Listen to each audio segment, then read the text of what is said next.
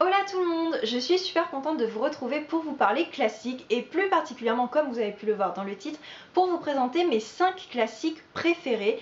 D'ailleurs, 4 d'entre eux ont été des coups de cœur, chose que je ne pensais sincèrement pas possible avant de démarrer les classiques. Et comme voilà, c'est la période de la rentrée, certains d'entre vous vont sûrement avoir à lire des classiques cette année. Pour le plaisir ou pas d'ailleurs, plutôt de façon scolaire, je me suis dit que c'était le moment de vous faire cette petite vidéo pour vous présenter ces 5 livres qui m'ont vraiment beaucoup marqué. C'est parti! En 5e position de ce top 5, j'ai décidé de vous parler du vieux qui lisait des romans d'amour de Luis Sepulveda, publié pour la première fois en 1989. Je sais, là vous vous dites, oh mais attends, moi classique j'entendais Proust, Balzac, Zola, oui je sais, mais déjà de 1, il faut savoir élargir ses horizons, et de 2, c'est un livre qui est considéré comme un classique de la littérature latino-américaine, raison pour laquelle j'ai décidé de vous le présenter parce que je l'ai lu, je l'ai adoré et je trouve qu'il mérite d'être alors plus connu, il l'est déjà, mais plus connu en tant que classique et considéré en tant que tel. Parce que c'est une réalité. Je ne vais pas énormément développer parce que j'ai déjà présenté ce livre dans la vidéo hommage que j'ai faite pour le décès de Luis Sepulveda puisqu'il nous a malheureusement quittés en avril dernier. Donc je vous mettrai le lien en barre d'infos, mais en quelques mots pour vous convaincre, là on part direction la forêt amazonienne, le cœur de la forêt amazonienne, et on va suivre Antonio Bolivar, un vieil homme qui va être contraint pour sauver un peuple d'Indiens qu'il apprécie énormément et qui est accusé à tort d'aller traquer et tuer un jaguar. Voilà, ça c'est un peu le speech de base.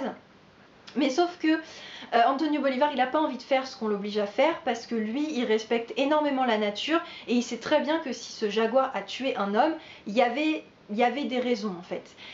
Et va se mettre en place cette traque, ces descriptions, ce suspense qui va en fait devenir très dérangeant parce que Luis Sepulveda, il va construire son récit en opposant la nature qui est d'un côté très belle avec de très belles descriptions, on est complètement immergé, et puis des dialogues très crus dès que les hommes apparaissent, et puis des espèces un peu de flashbacks qui viennent nous expliquer qu'est-ce qui s'est passé exactement.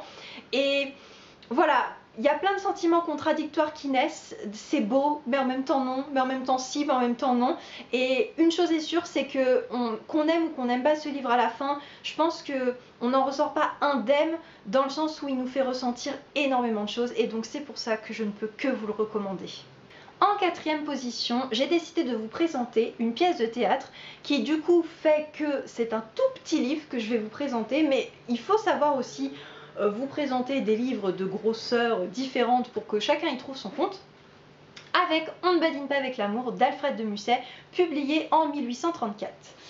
Alors ce livre, gros coup de cœur pour ma part, alors que pourtant voilà, il y a très peu de pages, tellement Alfred de Musset a su saisir ce qu'est l'essence même, je pense, de l'amour. L'amour, ce que je veux dire, c'est on aime, mais on ne veut pas forcément l'avouer. Il y a plein de choses qui entrent en compte. Il y a nos préjugés, nos a priori, nos peurs, notre fierté. Il y a plein de choses qui entrent en compte dans l'amour.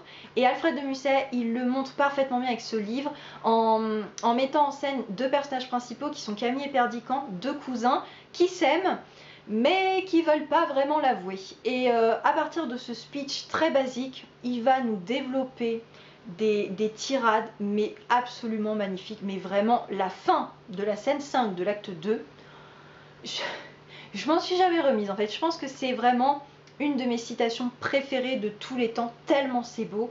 Je ne peux que vous inviter à le lire. En même pas 1 heure, vous l'aurez lu, et vous pourrez dire que vous aurez lu, je trouve, vraiment un chef-d'œuvre de la littérature et en tout cas du théâtre français.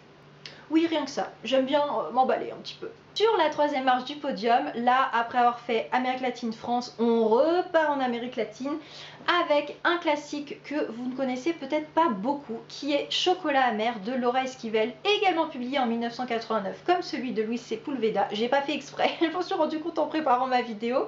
Donc là, pas de panique, j'ai la version en espagnol, mais il existe en français, vous le trouverez chez Folio. Voilà. Pour la petite parenthèse, si vous souhaitez vous lancer en espagnol, clairement c'est un texte qui est difficile dans la langue. Donc si vous n'avez pas au moins un niveau B2, au moins, j'insiste sur le au moins, franchement vous lancez pas. Je sais que la couverture est jolie et fait envie, mais non, c'est un coup vraiment à vous dégoûter. On referme la parenthèse.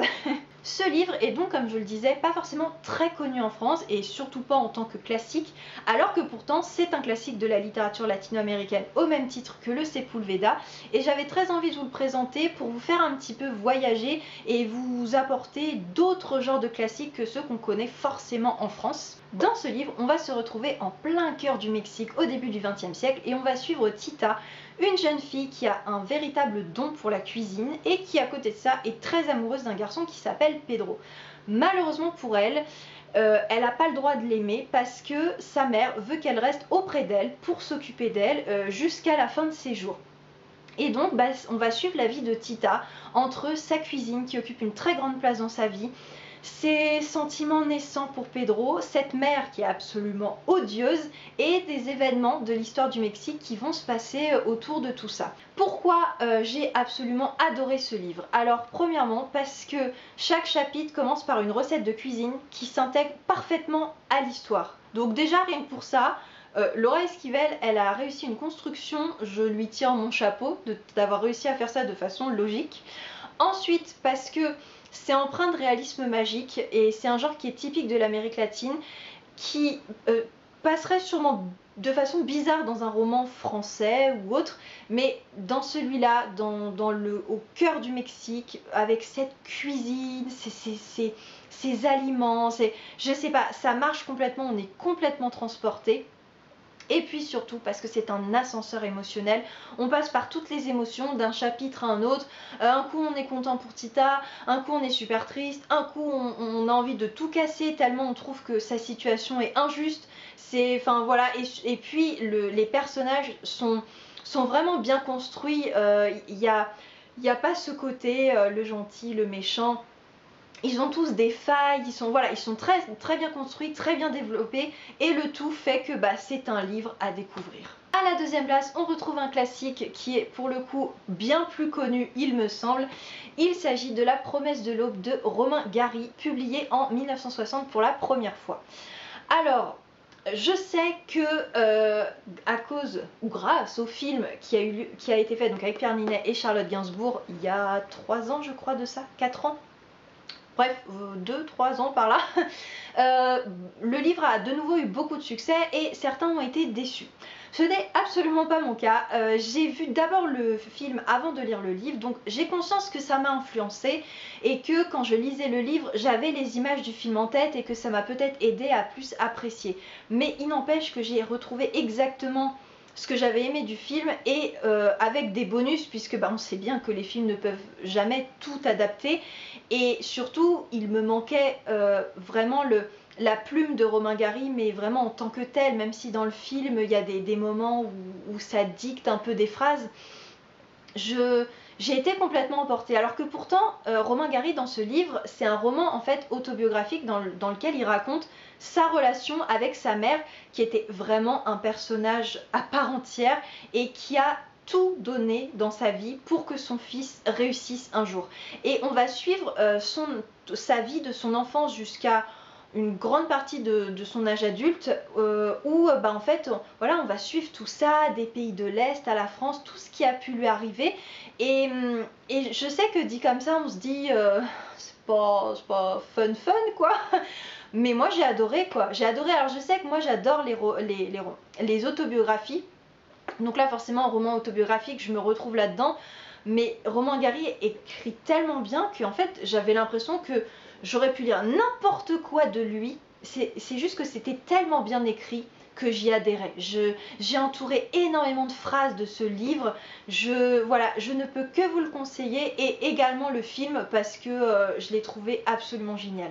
Et enfin, nous arrivons au number one, el numero uno, qui, alors là, auquel on ne s'attend pas du tout, hein. Quand on me connaît, j'aime pas les gros livres, tout ça, mais comme quoi, il faut qu'il y ait des exceptions parfois. Notre-Dame de Paris de Victor Hugo, voilà, qui en fait, qui ne peut être qu'à la première place parce qu'il m'a totalement surprise. Je ne pensais pas un jour pouvoir dire, déjà de 1 que j'ai lu Notre-Dame de Paris, tellement un voilà, et de 2 parce que pour moi c'était un peu vieillot, c'était très descriptif, c'était voilà. Et en fait, je me suis pris une vraie claque quand j'ai enfin réussi à sauter le pas et de me lancer, pardon. Je l'ai dévoré en 2 ou 3 jours, je ne pouvais juste plus m'arrêter. Voilà, et ça parle tout seul en fait. Je n'ai pas besoin, je pense, de vous faire le speech, non pas pitch la brioche, le speech de l'histoire. On connaît tous grâce au Disney et j'ai envie de vous dire, à cause du Disney, on s'imagine que cette œuvre n'est pas extraordinaire parce que franchement, une fois qu'on l'a lu, on se dit que Disney a pas fait une adaptation de dingue. Parce que forcément, c'est pour les enfants, il fallait adapter un côté très manichéen, mais l'histoire originale est bien plus fournie, bien plus complexe, bien plus développée, et les personnages, c'est quand même carrément autre chose que ce qu'on voit dans le Disney. Et notamment, je veux pas revenir sur tous les personnages parce qu'on ne s'en sortirait pas, mais le personnage de Frollo, pour moi, c'est pratiquement celui qui fait l'histoire, la beauté de l'histoire. Parce que là, on oublie le vieux, profondément méchant. Non, là, on est face à un jeune homme de 35 ans qui est lettré, qui a des valeurs, qui recueille Quasimodo et qui l'élève grâce à ses valeurs, grâce à cette charité qu'il a en lui, qui est profondément touché un peu par la grâce divine, qui croit en Dieu et qui va se retrouver complètement amoureux d'une bohémienne. Juste, enfin, voilà, on se retrouve dans ce côté où on voit qu'il est complètement perdu par les sentiments qui le saisissent quand il rencontre Esmeralda. Et en fait, ça va tellement le perturber, ça va tellement tout remettre en question dans sa vie que, en fait, son désespoir va se transformer en folie. Et sa folie va faire qu'il va provoquer les événements principaux de ce roman. Et honnêtement, le chapitre où il déclare son amour à Esmeralda, en fait, quand on a lu ça, tout ce qui vient après nous paraît fade, tellement chaque mot est magnifique. J'ai pris une telle claque avec ce roman que je ne peux que vous inviter à le lire. Oui, c'est gros. Oui, il y a les fameuses descriptions de Victor Hugo, de Paris, que tout le monde appréhende un petit peu. Moi, personnellement, ça m'a pas dérangé. C'est vrai que parfois, ça peut être un petit peu long, mais j'étais tellement immergée, j'avais tellement envie de savoir ce qui allait se passer, alors que je savais comment se terminait l'histoire. Vous voyez un peu le paradoxe du truc, mais je voulais découvrir s'il y avait des éléments que je connaissais pas, comment dans le livre c'était vraiment amené. C'était en fait haletant, il y a du suspense, on veut savoir ce qui va se passer, on veut savoir ce qui va arriver à Esmeralda, comment Frollo va réagir, que va faire Quasimodo, et puis Phébus là-dedans, où est-ce qu'il est, qu'est-ce qu'il fait, enfin voilà. Et puis il y a toute une galerie de personnages qui n'ont pas été adaptés dans le Disney et qu'on découvre. Il faut savoir que les personnages principaux n'arrivent pas tout de suite, il se passe plusieurs chapitres où on se demande un peu qu'est-ce qu'on fout là, que des personnages secondaires, des descriptions de Paris et tout, mais c'est pour mieux vous planter le décor. Et alors quand les personnages principaux arrivent, c'est bon, ça commence, vous prenez la grosse vague dans la gueule et vous ne pouvez plus décrocher du truc jusqu'à la fin, et vous refermez et vous êtes complètement conquis. En tout cas, je l'espère, parce que moi ça a été mon cas. Et bien voilà, vous connaissez mes 5 classiques préférés. N'hésitez pas à me dire lesquels de votre côté sont vos classiques préférés, histoire de voir déjà si on en a en commun, et puis voilà, pour m'en faire découvrir, et puis pour me donner surtout envie de les lire, parce que généralement je les connais de nom, mais j'arrive pas trop à m'y mettre. Donc n'hésitez pas à me raconter tout ça, et puis sur ce, bah écoutez, je vous dis à très vite dans une prochaine vidéo. Hasta luego!